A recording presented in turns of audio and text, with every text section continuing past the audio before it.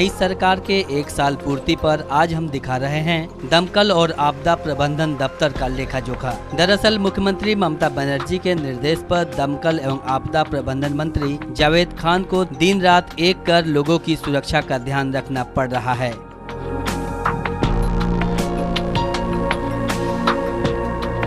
चूँकि पूर्व वाम सरकार के समय में दमकल एवं आपदा प्रबंधन दफ्तर केवल दिखावे का ही दफ्तर बना रहा और 35 वर्षों के शासनकाल के दौरान भी जीवन रक्षक आवश्यक उपकरणों की कोई व्यवस्था नहीं की गई, जिसका जीता जागता उदाहरण पार्क स्ट्रीट अग्निकांड रहा।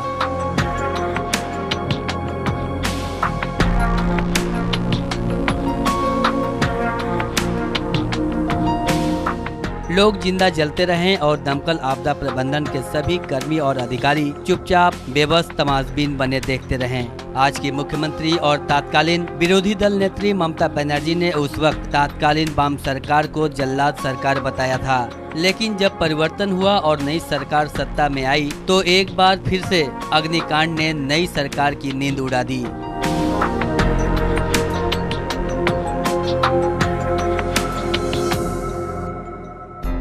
वैसे तो एक के बाद एक कई अग्निकांड हुए, पर सबसे बड़े आमरी अग्निकांड ने नई सरकार के दमकल विभाग के खोखलेपन को सामने लाकर रख दिया। दमकल कर्मियों के पास न तो धुएं से निपटने के लिए मास्क थे और न ही ऊंची बिल्डिंगों पर चढ़ने के लिए रोप या रस्सी और न ही अत्याधुनिक सुविधाएं। नई सरकार के नए दमकल मंत्री और उनकी मुखिया ने इस विभाग को हर हालत में दुरुस्त करने का संकल्प लिया। दमकल मंत्री को उन्होंने निर्देश दिया, दक्ष कमेटियां बनाई गई और सुधार कार्य तेज कर दिए गए। दमकल और आपदा प्रबंधन के दफ्तर के लिए पहले चरण में ही 100 करोड़ के बजट के साथ काम शुरू हुआ। दमकल मंत्री ने अपने समस्त दफ्तरों को सतर्क कर दिया। नई गाड़ियां और अत्याधुनिक औजारों तथा सुजोग सुविधाओं से दमकल को सुसज्जित किया गया। मुख्यमंत्री ममता बनर्जी और दमकल मंत्री जावेद खान के सतत प्रयास से बंगाल के अग्निकांडों में बड़ी सफलता देखने को मिली। आमरी अग्निकांड के बाद भी कोलकाता में कई अग्निकांड की घटनाएं घटी, पर विभाग की तत्परता से बेमौत मरने से लोगों को बचाया जा सका। दमकल मंत्री का ये भी दावा है कि दमकल विभाग अब पुराने 35 वर्ष के वामपंथी जमाने की तरह नहीं रहा। हम लोग जिस तरह 50 करोड़ रुपए के नए क्या नाम है गाड़ी से लेकर रेस्क्यू ट्रक से लेकर जंतरपाती से लेकर यूनिफॉर्म से लेकर मास्क से लेकर सब हम लोग खरीद रहे हैं। हम लोगों ने आधुनिक गन मंगाया है, जिससे हम लोग रोप ऊपर डाल देंगे ताकि रोप पकड़ के 10 तला बिल्डिंग में चढ़ सके। और आइंदा 1 आध साल के अंदर आप लोग देखिएगा नया फायर ब्रिगेड, नया सिविल डिफेंस, नया डिजास्टर मैनेजमेंट, और सिर्फ खाली कलकत्ता भित्ती नहीं होगा, ये गांव देहात से लेकर पूरा बंगाल जोड़कर हम लोग उसको रिवैम्पिंग कर रहे हैं और ये एक मिसाल होगा।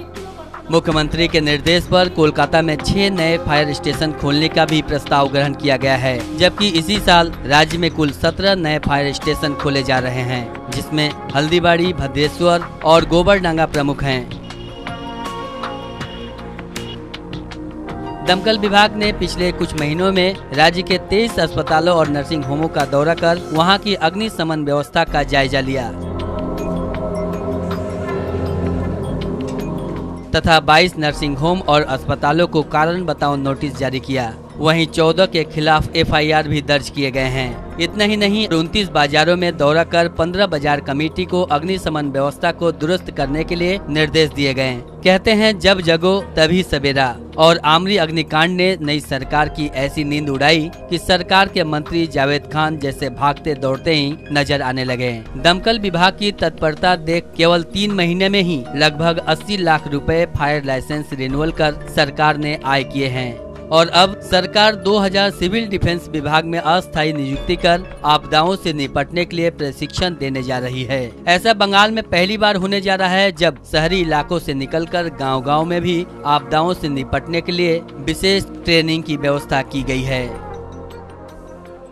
2000 लोगों का नियोग कर रहे हैं, जो सिविल डिफेंस के वॉलंटियर हैं उनको हम लोग नियोग कर रहे हैं आज फायर ब्रिगेड के फायर ऑक्सिलरी ऑफिसर के हिसाब से कॉन्ट्रेक्चुअल बेसिस पे। कहीं विपर्य हो रहा तो गांव के लोगों को ट्रेनिंग दे रहे हैं कि वो लोग खुद के उस चीज़ को समस्या को समाधान मैंने कर सकते हैं। पहले सिविल डिफेंस था, टाउन केंद्रीय और शहर केंद्रीय था। अभी हम लोगों ने ग्राम पंचायत लेवल तक सिविल डिफेंस को हम लोगों ने कर दिया है। सिविल डिफेंस वॉलंटियर का ट्रेनिंग दे रहे हैं कि आज सिविल डिफेंस का हम लोगों ने एक गाड़ी बनाया है जिसमें एक लंबा बस की तरह है। उसमें एक साइड में हम लोगों ने कंपार्टमेंट सब बनाया है जिसमें सब जंतर पाती रहता है, आधुनिक जंतर पाती। दूसरी तरफ बैठने के लिए 20 आदमी 25 आदमी का हम लोगों ने सीट बनाया। गाड़ी प्लेसमेंट होगा कलकत्ता में, एक आसनसोल में रहेगा और एक रहेगा सिलीगुड़ी में।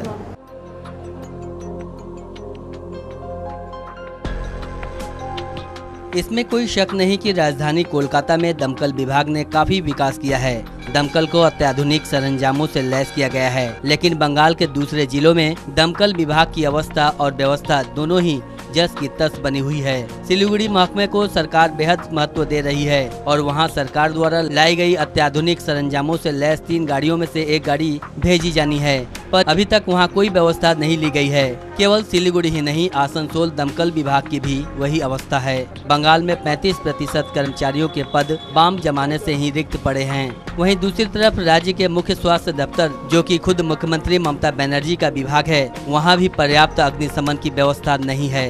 दफ्तर में ही हीटर जलाए जाते हैं, जबकि बिल्डिंग में लगा स्मोक डिटेक्टर पिछले कई वर्षों से खराब पड़ा है। पर इस दफ्तर की जांच पड़ताल करने की भला किसकी हिम्मत है?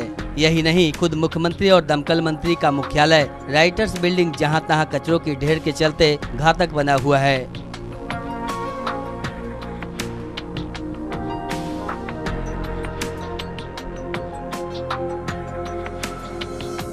दस्तावेज जहां तहां बिखरे पड़े हैं। सुरक्षा इंतजामों की खोज खबर लेने वाला कोई नहीं है।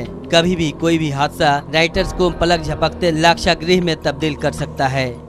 খুব দুর্ভাগ্যজনক ব্যাপার যে যারা সিকিউরিটি আছে তারা সেইভাবে তারা ব্যাপারটা নজর রাখছেন না এবং এই করে কিন্তু ধরুন একটার পর একটা ঘটনা। ये दुर्भाग्यजनक है, सुरक्षा कर्मी नजर नहीं रख रहे हैं।